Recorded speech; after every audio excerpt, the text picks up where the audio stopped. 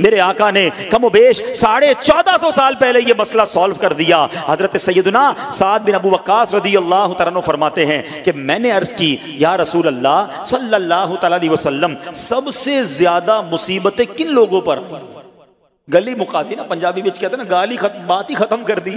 हुजूर ये बताएं सबसे ज्यादा मुसीबतें किन लोगों पर आई?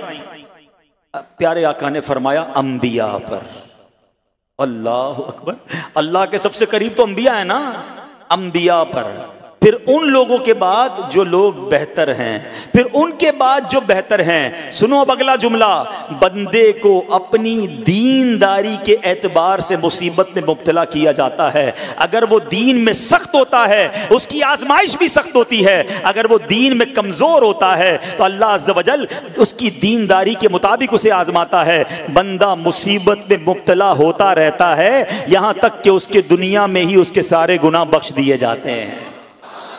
गोया अल्लाह की ये रहमत है कि बंदा बड़ा नेक हो रहा है, रब चाहता है कि इस बंदे पर आजमाइश भेजूं, मेरा नेक बंदा सब्र करे, इसके गुनाह माफ हो जाएं और मेरे पास आए तो उसको जन्नत में दाखिल कर दूं। अल्लाह अकबर। मुख्तार सल्लल्लाहु ताला अलैहि वसल्लम ने फरमाया, जब अल्लाह अज़्ज़ व जल किसी बंदे से मोहब्बत फरमाता है, सुनना जरा गौर से, अल्लाह अज़्ज़ व जल जब अपने किसी बंदे से मोहब्बत फरमाता है या उसे अपना दोस्त बनाने का इरादा फरमाता है तो उस पर आजमाइशों की बारिश फरमा देता है। अल्लाह करीम उस पर मोहब्बत भी फरमा रहा है और आजमाइशें भी भेज रहा है। दोस्त पर आजमाइशें कौन भेजता है? दोस्त को तो राहतें डाली जाती हैं। हाय हाय, अब यही तो इम्तिहान है, यही तो चेक है। सुनो, नबी पाक फरमाते हैं जब अल्लाह उस पर आजमाइश भेजता है ना, वो बंदा अपने रब को पुकारता है, ऐ मेरे रब अज़्ज़ व जल।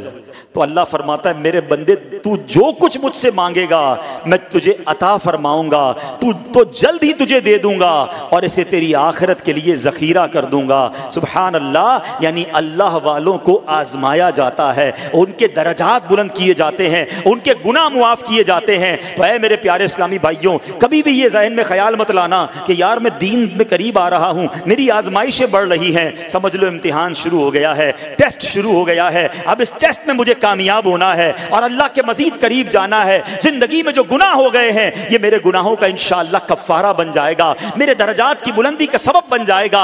अल्लाह से अर्ज करना, ऐ मौला मैं तेरी रिजा पर राजी, मैं तेरे फैसलों पर राजी, अब तक जो दिया था तूने दिया था, ये सब कुछ तेरा है। ऐ रब जब तू वापस लेगा मैं इस पर राजी। जब